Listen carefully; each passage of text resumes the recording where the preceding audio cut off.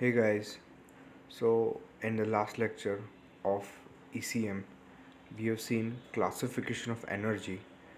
So we will quickly revise what we've seen in last lecture, and then today we will see the next topic, that is Indian energy scenario. So what is the energy scenario in India? Which type of energy source we are using?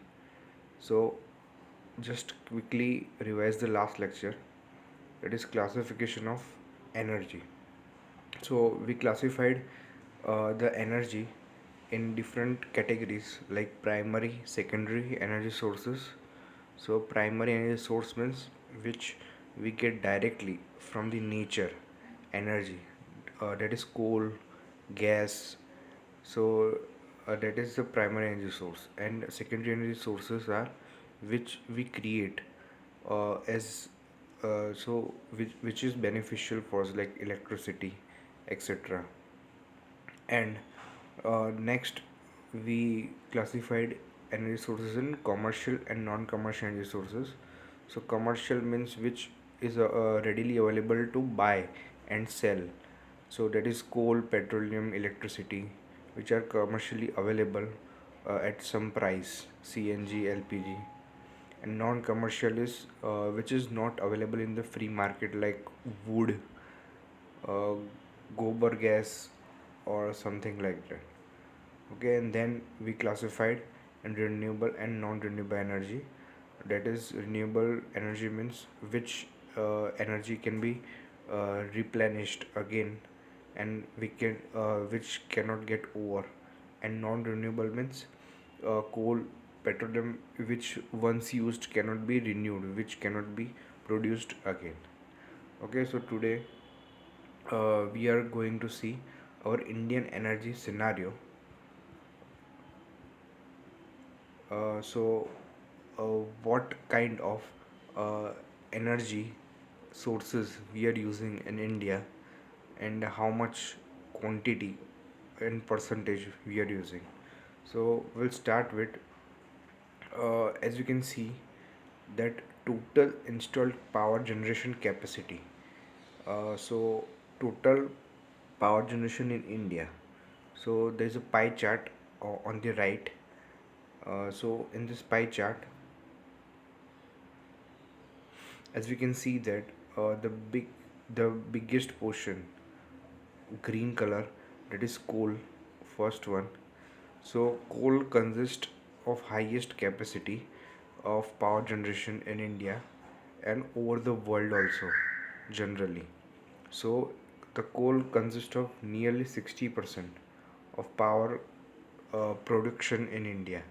That is around 194 uh, 402 megawatt of power is produced with the help of coal based power plant, that is thermal power plant.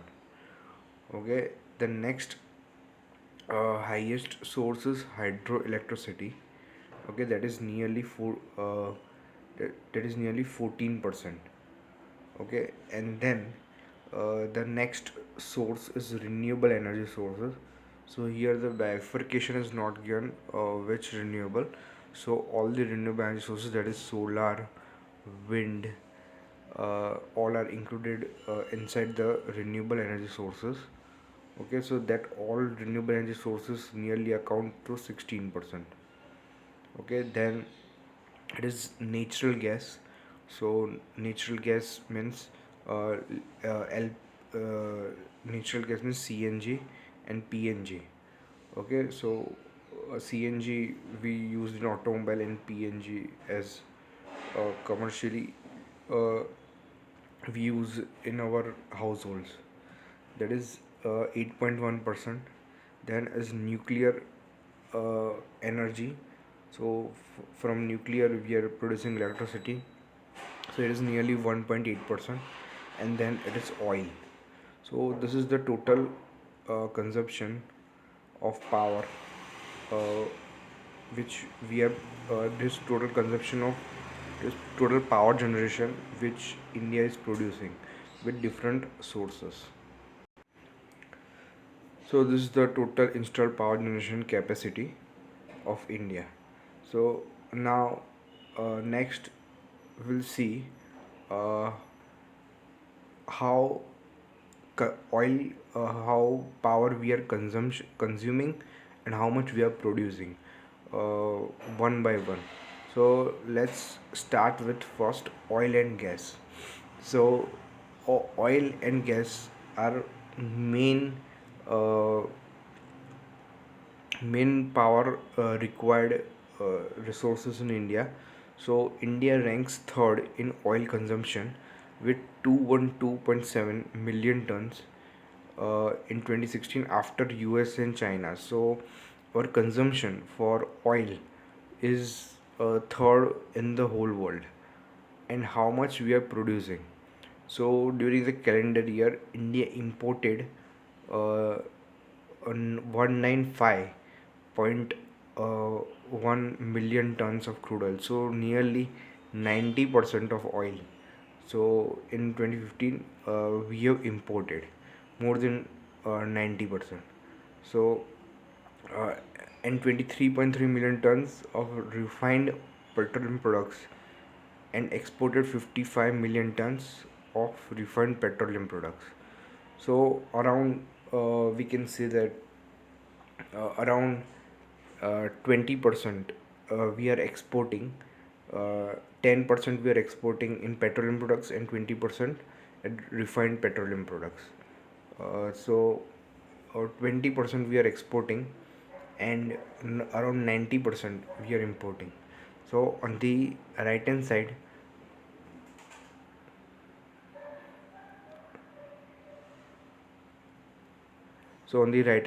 as we can see in the diagram, so the red portion, is net imports. So as we can see that, as time, on the x-axis there is a time axis. So as every 10 years, so as the time, as we are moving ahead in GDP or in time, so the import of oil has increased drastically. So it is nearly exponential curve. So the imports of oil has been increased, while our consumption is also increased. So as we can see, uh, so this line is this line is oil consumption. So as our consumption is increased, so imports has increased, but the total production of the oil is nearly constant. As we can see that this is the production, oil production. So oil production has not increased in our India. So we need to increase also our oil production, because our consumption is increasing. So as the oil production is constant, so as consumption is increased, so our imports will also increase. So this is a chart of oil. And next point we will see uh, that India has built surplus world class refining capacity using imported crude oil for exporting refined petroleum products.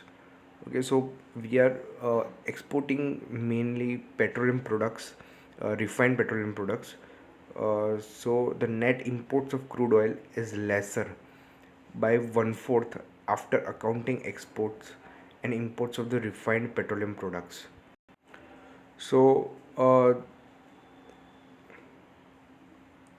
what this line says that, so nearly 90% we are importing, and around 20 to 25% we are exporting.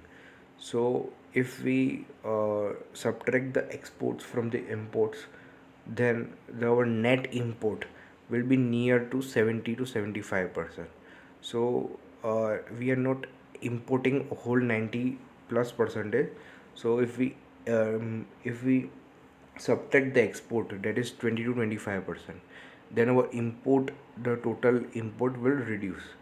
So that net import will reduce by one fourth.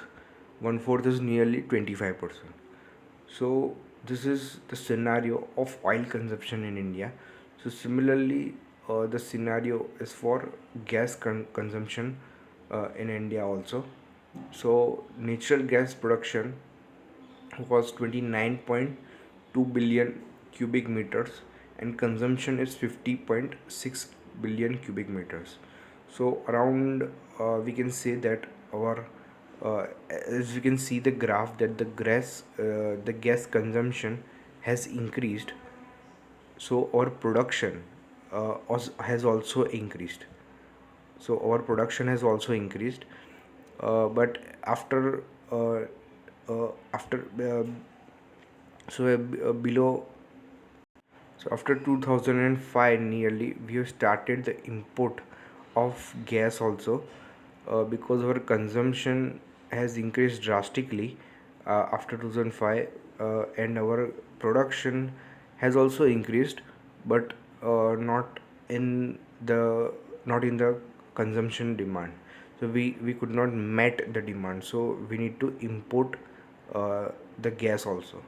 So it is nearly the gas production is around 30 billion tons, and consumption is 50. So nearly 60 we can met 60 to 65% of our needs. So this is oil and gas. This is nearly oil and gas scenario in our India. So we will see each and every which and every uh, power source which we are using in India. So the next is coal. So coal is near biggest power producer in India. So India has world's fourth largest coal resource. So we have fourth largest coal resource in from whole world. So in India, coal is bulk of primary energy contributor with 56.9% share. So nearly 60% of India's power come from coal. So nearly 60% of India's power is coming from coal. So India is third top coal producer in 2013. So we are third in coal producing in whole world with 7.6% production share of coal in the world. So nearly 7.6% whole in the whole world the coal is produced. So we account 7.6% of world coal production. So, our India ranks fifth in global coal production. So, we rank fifth in producing coal in 2013 when its inferior quality coal tonnage is converted into tons of oil equivalent. So, after converting the quality, we rank fifth, but in by just producing calculating the production of coal we rank third. So these are the main points of the coal. So next point is like coal fired power plants account nearly 59% of India's installed electricity capacity. So the 60% of India's coal capacity, uh, 60% of India's electricity come from coal fired power plants, that is thermal power plant. And in 2013 the India imported nearly 95 metric ton of steam coal and coking coal, which is in 29% of total consumption. So we have also imported the coal nearly 30% to meet the demand in electricity, cement and steel production. So on the graph, as we can see that there are three legends. So that is private sector, then other public sector and Coal India Limited. So as we can see that major production of the electricity is production major production of coal is done by Coal India Limited, that is in dark brown color. So over the years the coal production has been done by Coal India Limited, and then other public sectors has also come in the demand, and also private sector has increased. But as we can see that the our consumption, so our consumption has increased the gap between production and our consumption. So this demand is met by importing the coal. So before 2010, before 2010 the gap was very low. So after nearly 2010 So the gap between production and consumption has increased very drastically. So to meet the demand, so we are importing coal in our India. So this is the scenario of coal in India. So the next we will see what steps are taken to reduce the demand of the coal or to increase the efficiency of the power plant. So coal-fired power generation is now switching to supercritical and ultra supercritical plants, which operate with steam on higher temperature and above critical pressure to produce power output and higher thermal efficiency. So, as we know that in TS diagram, uh, as we know that in TS diagram, the critical pressure, that is 221.2 bar, so above which the water is directly converted into steam, and there is no liquid plus vapor phase between them. So if we are using above that, so the chances of liquid plus vapor phase has been resolved. The efficiency uh, of the power generation is increased drastically. So if we are moving above the supercritical point, that is 221.2 bar, so it will increase the thermal efficiency. So that is point number one, by which uh, we can reduce the coal consumption as the efficiency has been increased. So the power output has increased by the same input. So next point is the capital cost. The capital cost of the supercritical unit is higher.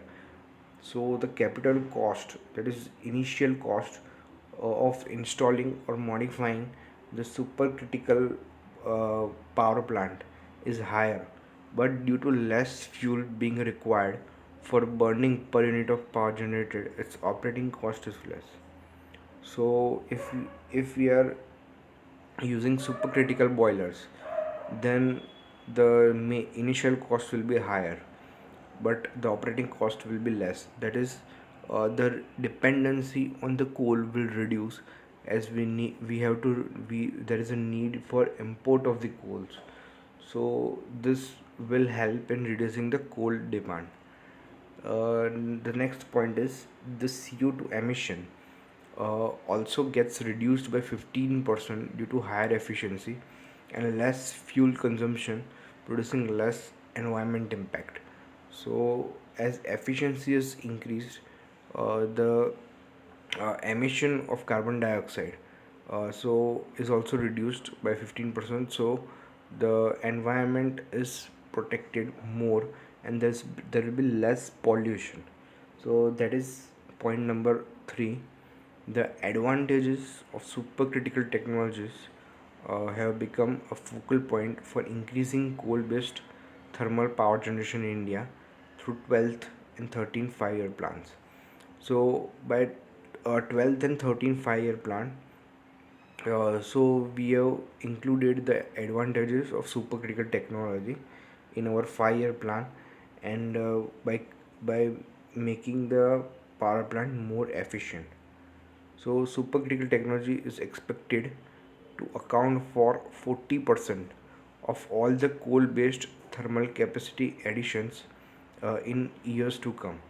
So what it is saying that the all the coal-based power plant in our India, so this technology will account nearly 40% of all the power plant in India. So all the 40% of the power generation will be more efficient in India than the old power plants in India. So this is the steps which Indian government has been taking to reduce the dependency on import of the coal.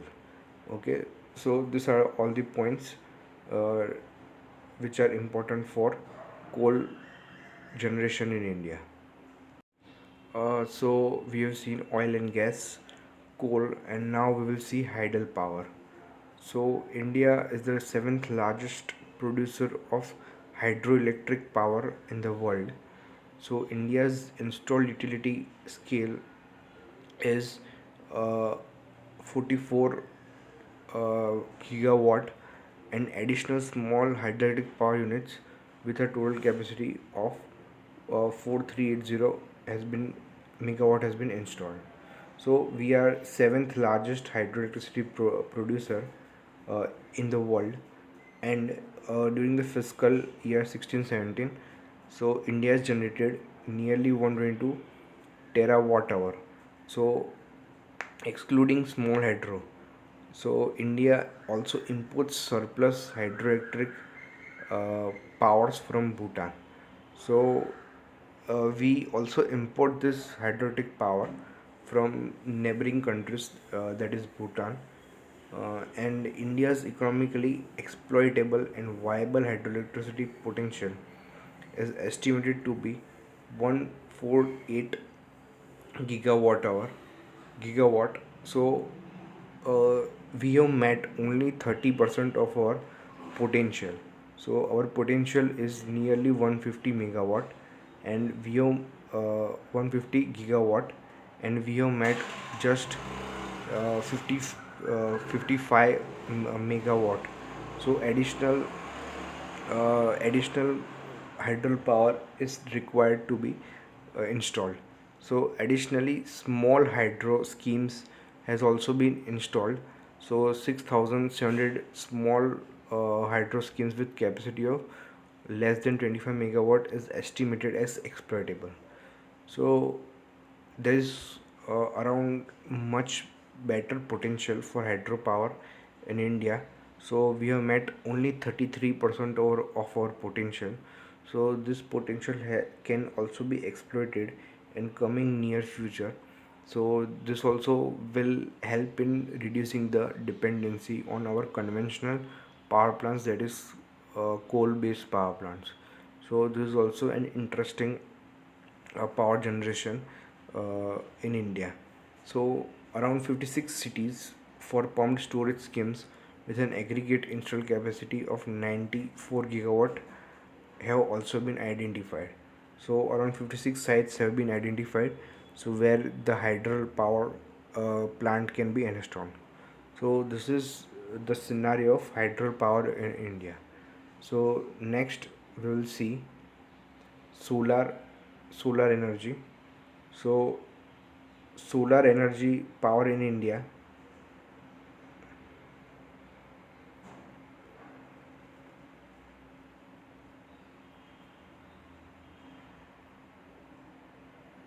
So solar power in India is fast developing industry. As of 2017, the country's solar grid has accumulated 16 gigawatt.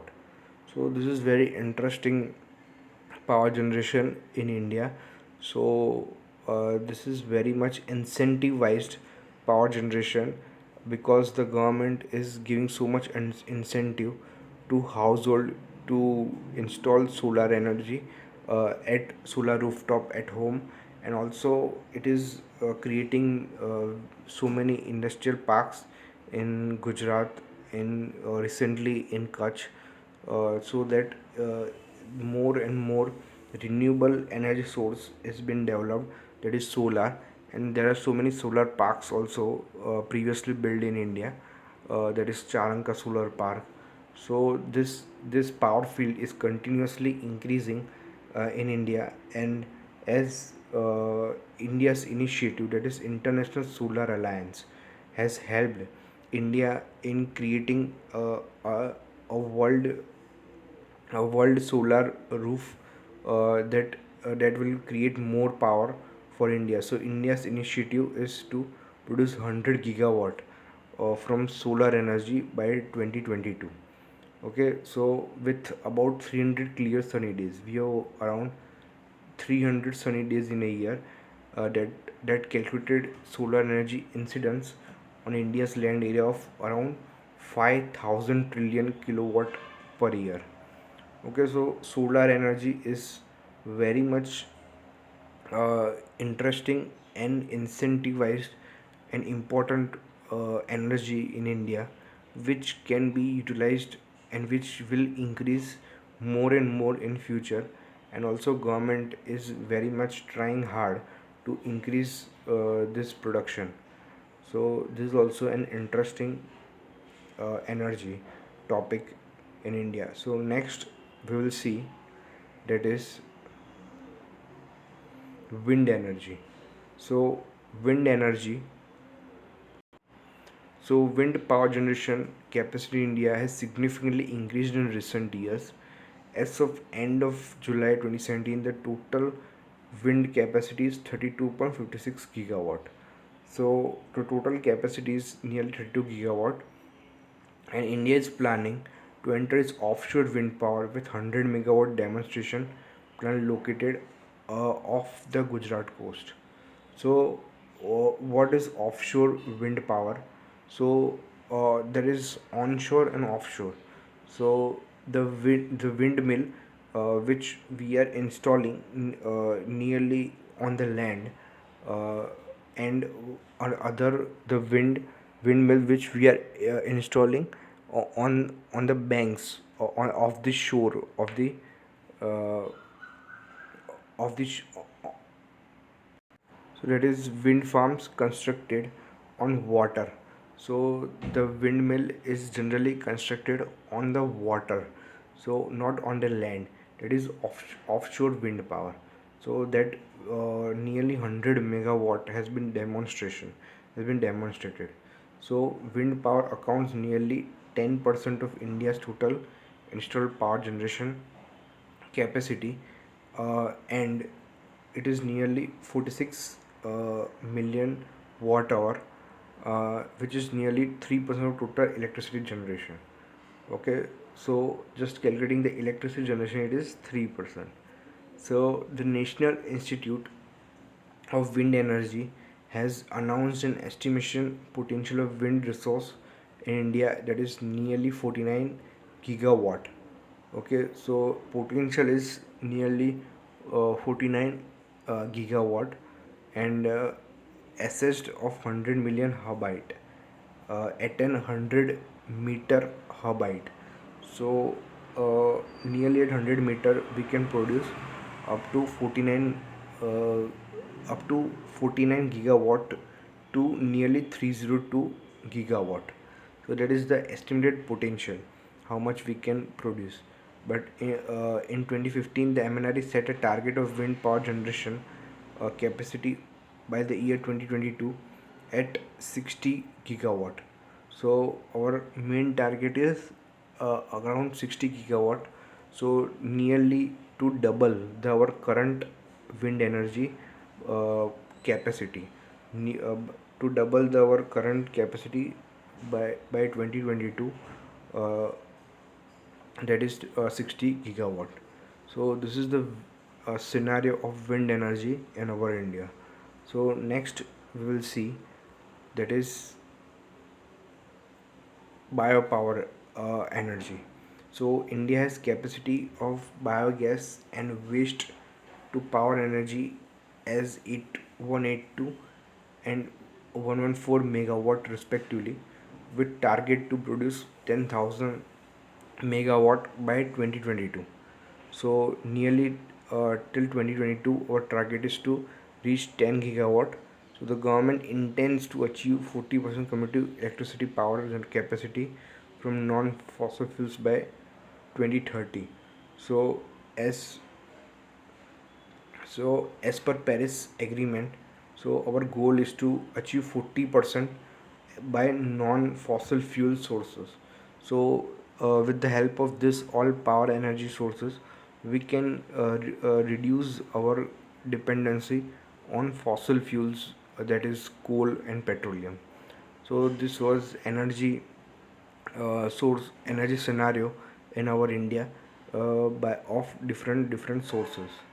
So I hope that you have got a clear understanding of how much power is produced in India and how much power is consumed in India by different sources. So we will see. So see you in the next lecture, and thank you.